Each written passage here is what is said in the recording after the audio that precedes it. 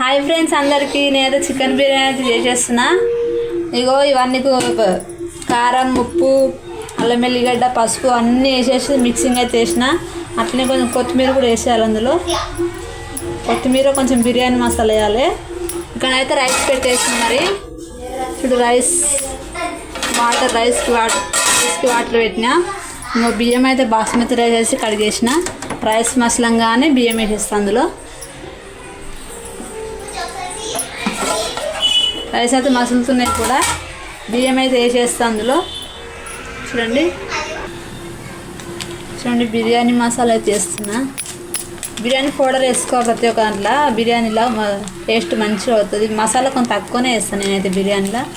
Biryani powder వేసేస్తాను. అందుకే చూడండి రైస్ అయితే వస్తుంది. మరి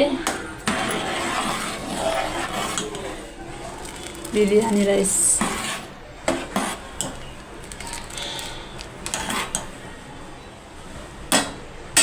ఒక సైడ్ బిర్యానీ రైస్ కడిగి పెట్టేసేయాలి. ఒక సైడ్ చికెన్ చేసేయాలి. బిర్యానీ కంప్లీట్ తొందరగా అయిపోతుంది.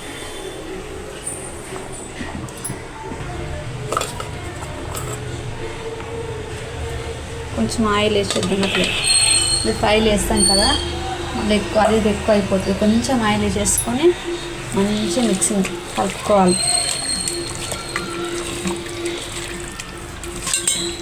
కొంచెం టైం అయినా బిర్యానీ ఫాస్ట్ చేస్తా. ఇక్కడికి టైం 9 అయిపోయింది. షాప్కి వెళ్ళినాయి కాబట్టి కొంచెం లేట్ అయింది. ఇక్కడైతే ముందు తొందరగా బిర్యానీ చేసుకొని తినేసి అయిపోతుంది అనేసి చేస్తాం.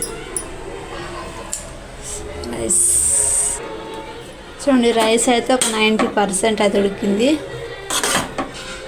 90% ఉడకాలి. మరి ఎక్కువ ఉడుకుతుంది బిర్యానీ మెత్తగా అయిపోతుంది.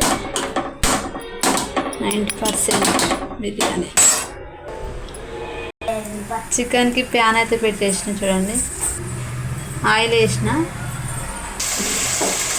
ఉల్లిపాయలు అయితే వేసేసిన. ఉల్లిపాయలు అయితే కొన్ని వేస్తాను బిర్యానీలో.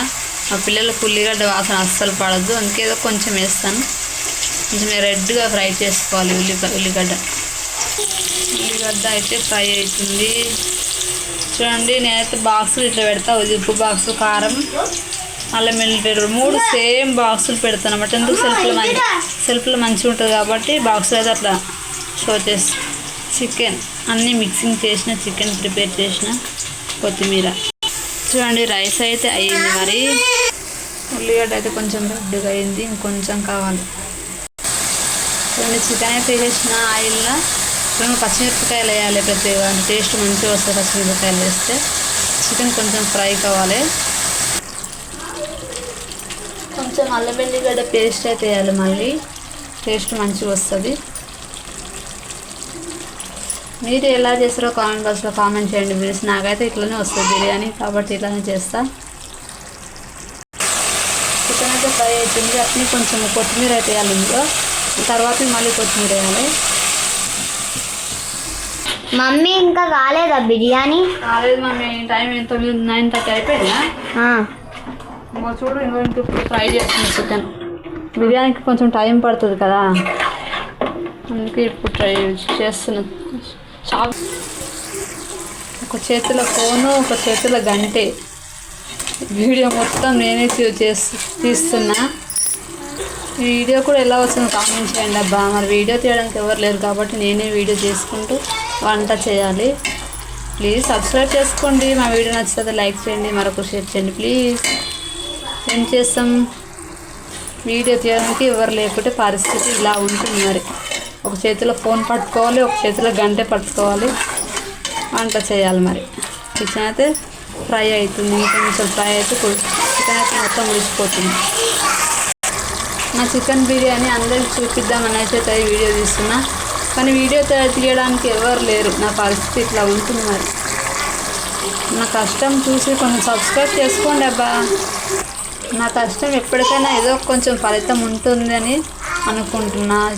మెల్లమెల్ల ట్రై చేద్దాం అనేసి వీడియో అయితే ట్రై చేస్తున్నా. చూడండి నా చికెన్ ఎలా అవుతుందో. మరి ఇంకొంచెం ఉడకాలి. చికెన్ అయితే రెడీ అయింది. మేము బిర్యానీ అయితే చేయాలి.